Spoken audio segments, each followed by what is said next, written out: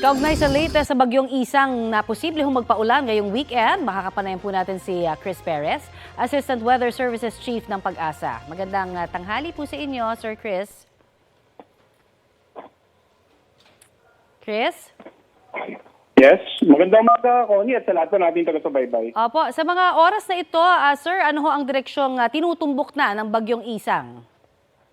Well, kanina nga pong umaga, dahil napakalapit dito sa landmass ng ating bansa, ay nag-develop na yung binabantayan nating low pressure at binigyan natin ng local name na Isang. At basado, around 9:50 ng umaga, naglandfall po ito sa may bandang kasiguran na Aurora at inaasahan po natin ngayong araw ay tatawirin itong bahagi nga ng Northern Luzon and possibly bukas ng umaga ilalabas na ng ating area of responsibility. Okay, pero habang nandito po ho sa ating Philippine Area of Responsibility at sabi nyo nga bukas naman ng umaga ito'y aalis, lalakas pa ho ba ito o dahil naglandfall na ay steady na more or less? Well, sa ang nakikita po natin ay posibleng mapanatili na lang yung sa lukuyang kategorya nito, which is a tropical depression dahil mag-i-interact na ito sa landmass ng Northern Luzon area. Subalit nananatili pa rin itong banta, no? Dahil posible pa rin itong magdulot ng mga pag-ulan na pwedeng magpabasa sa mga low-lying areas, magdulot ng mga pagguho ng lupa sa mga lugar na malapit po sa gilid ng bundok at yung hangin naman na dala nito, bagamat magiging katamtaman hanggang sa malakas, ay posible rin makapagpatumba ng ilang uri ng mga pananim. May effect ba si Isang kay habagat? Yes, meron po. No? Sa matter of fact, nagpalabas din po tayo ng weather advisory at inaasahan po natin hindi lamang yung mga lugar na currently may tropical cyclone wind signal number 1 ang pwedeng ulanin, kundi maging ilang bahagi din po ng central at southern Luzon, kasama nga dyan ang Metro Manila. Naku, long weekend pa naman, sir. Ano ba ang aasahan nating panahon over the weekend at saan-saan ho yung mga may wind signals? Well, sa ngayon po, nakataas ang tropical cyclone wind signal number 1 dito nga sa lalawigan ng Cagayan, Isabela, Quirino, Nueva Vizcaya, Apayao, Kalinga, Abra, Mountain Province, Ifugao, Benguet, Ilocos Norte at Ilocos Sur, La Union, Pangasinan, Aurora at sa northern and central portion ng Nueva Ecija.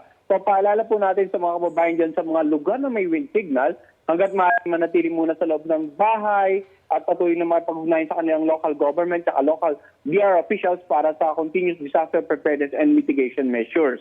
Samantala, yung mga lugar naman na pwedeng ulanin ng habagat, kasama na nga dyan ng Metro Manila, ay magantabay naman sa mga posibleng rainfall advisory na ipapalabas ng ating mga Pag-asa Regional Services Division at mag-monitor hindi lang sa tropical cyclone bulletin hinggil sa bagyong si Isang, kundi maging sa weather advisory patungkol sa ulan na dulot naman ng pinag-ibayong habagat. So, in other words, magiging maulan at mararamdaman pa rin po to over the weekend, sir?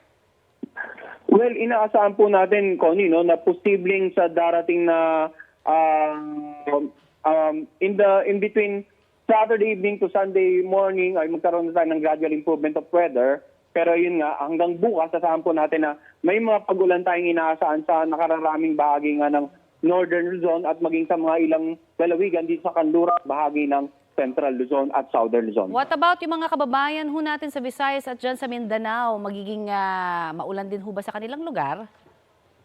Well, kung titingnan naman po natin sa Visayas at Mindanao area ay hindi naman ito apektado ng bagyo at malayo rin ito sa epekto ng habagat. So we're expecting na basically fair weather over most parts of the Visayas and Mindanao area except for some areas na dito sa western section na posibleng makaranas ng mga thunderstorm. At yun din, magantabay din po sa mga localized thunderstorm at rainfall advisory na ipapalabas naman ng ating Pag-asa Regional Services Division dito nga sa may bandang Visayas at Mindanao area.